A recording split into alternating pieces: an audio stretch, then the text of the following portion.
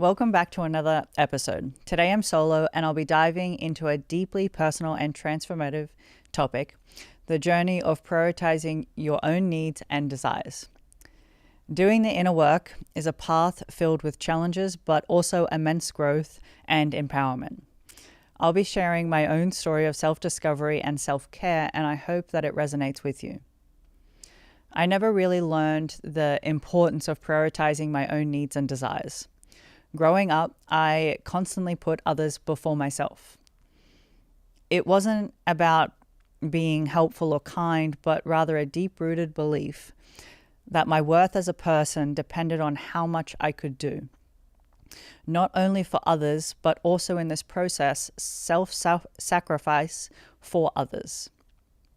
Outside of my achievements, the need to be needed became my measure of self-worth. And don't get me wrong, helping people and being of service to others is what I actually truly believe the human experience is about, and what I love doing more than anything. It becomes a problem when we start to neglect ourselves, our needs, our desires, to have those needs met through self-abandonment. Like many of you, you may have experienced this quickly, which led to a path of self-neglect. I created a life without clear boundaries, where resentment and anger built up quickly. I lacked self-love, constantly sought external validation to fill a void and emptiness that was within me. My self-esteem was tied to how much I could do or give to others. And because of that, I had lost sight of who I truly was outside of those acts of self-sacrifice and achievements. I became a shell of who I was, instead of focusing on what actually mattered, myself.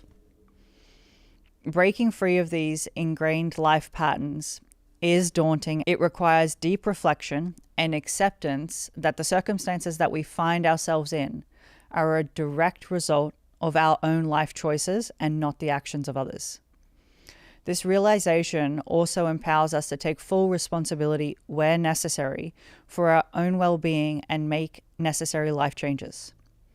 When people talk about doing the work, this is it.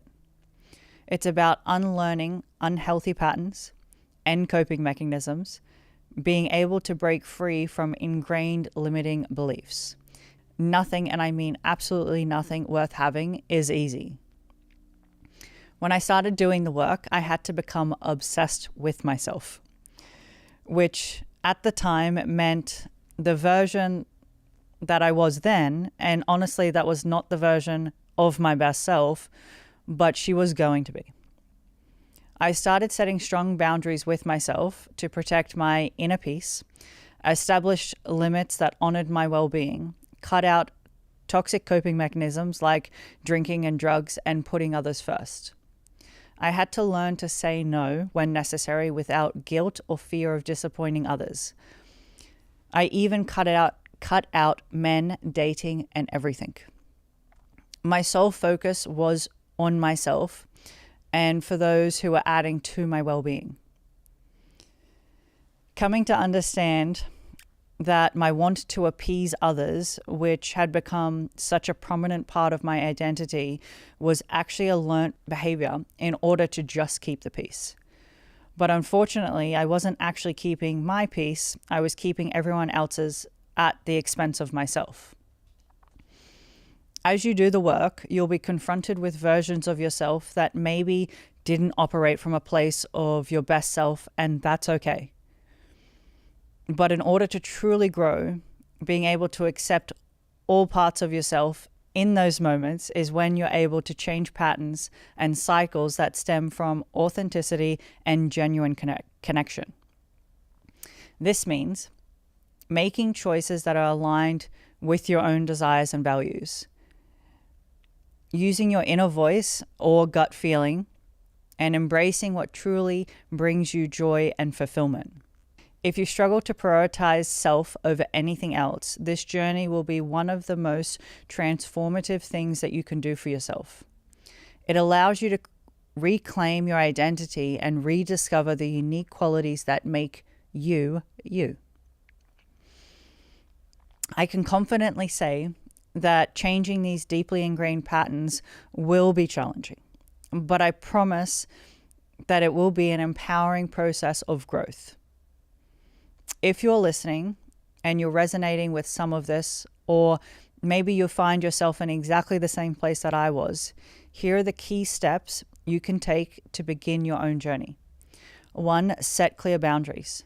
Identify the areas in your life where you need them. Communicate these boundaries clearly to those around you. Practice saying no without guilt and understand that it's necessary for your well-being. If you need help in this area, please listen to my episode on establishing your boundaries. Step 2 is practice self-compassion. Treat yourself the same kindness and understanding that you offer to others. Acknowledge your accomplishments and strengths regularly. Allow yourself to make mistakes and learn from them without harsh judgment or criticism. Step 3 is discover what makes you happy. Take the time to explore hobbies, activities that bring you joy. Reflect on your past experiences that made you feel fulfilled or energized. Make a list of these activities and then incorporate them into your routine regularly or as much as you possibly can. By implementing these steps, you can start to shift the focus back to yourself again. Begin to nurture your own needs and desires. Thank you for joining me on this episode of Prioritizing Yourself. If you found this episode helpful, please share it with someone who might need to hear it. And don't forget to subscribe for more stories or insights in creating your best life. Until next time, I'm your host, Ashleigh.